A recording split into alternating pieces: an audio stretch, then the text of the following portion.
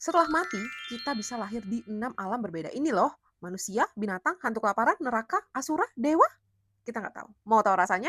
Oke, kita bahas 3 alam penderitaan, yaitu alam rendah dulu. Neraka, hantu kelaparan, dan binatang. Aku yakin semua orang yang melihat video ini pasti tidak mau masuk ke 3 alam rendah ini kan. Mudahnya di neraka kita harus menjalani hidup ya kurang lebih 50-500 tahun lah. Dan tubuh kita nggak bentuknya kayak gini lagi, tapi bener-bener setipis kulit bayi. Bisa ngebayangin neraka itu panasnya kayak gimana, dinginnya kayak mana, sakitnya kayak gimana. Dan kita harus hidup mati beratus-ratusan kali. Kalau di alam hantu kelaparan, tubuh kita benar-benar gak seimbang. Kepala kita gede, leher kita kecil, perut kita gede, tangan dan kaki kita setipis jerami guys. Bahkan mulut kita itu setitik atau selubang jarum doang. Bisa ngebayangin kan? Jalan aja pasti susah banget. Gimana mau cari makan? Bahkan kalau mereka menemukan makanan sekalipun, mereka tuh belum tentu bisa makan. Karena ada yang baru sampai di kerongkongan itu udah terbakar makanannya. Kalau alam binatang, ya udah pasti kita sering lihat ya, ayam dipotong, ikan dipotong, nyamuk ditepok, tikus gak sengaja tertabrak, kuda dipakai tenaganya, dan masih banyak lagi binatang lain. Mungkin ada yang bilang nih, Ya, kan ada juga nabul yang disayang. tapi guys, apakah disayang itu artinya mereka nggak menderita? Belum lagi yang punya anabul nggak bisa ditinggal.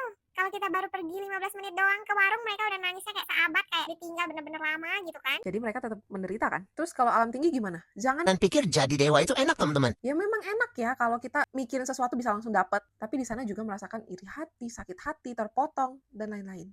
Yang paling menyakitkan lagi adalah ketika mereka mau mati, mereka tuh terkucilkan dan mereka tuh tahu mereka harus lahir di alam mana. Ya udah pasti kalau kalian jadi dewa, matinya itu ke alam rendah karena kebajikan kalian tuh habis. Apalagi di alam dewa tuh terlalu nyaman, susah banget buat belajar dharma, apalagi bikin kebajikan. Terus kalau di alam asura kenapa? Mereka juga nggak enak teman-teman, mereka juga menderita karena mereka itu hari-hari perang mulu sama alam dewa. Mereka iri sama kenikmatan di alam dewa. Kalau alam manusia, aku yakin semua pasti udah ngalamin sendiri-sendiri ya, menderitanya itu kayak gimana. Kita sakit, kita tua, kita lahir, kita mati.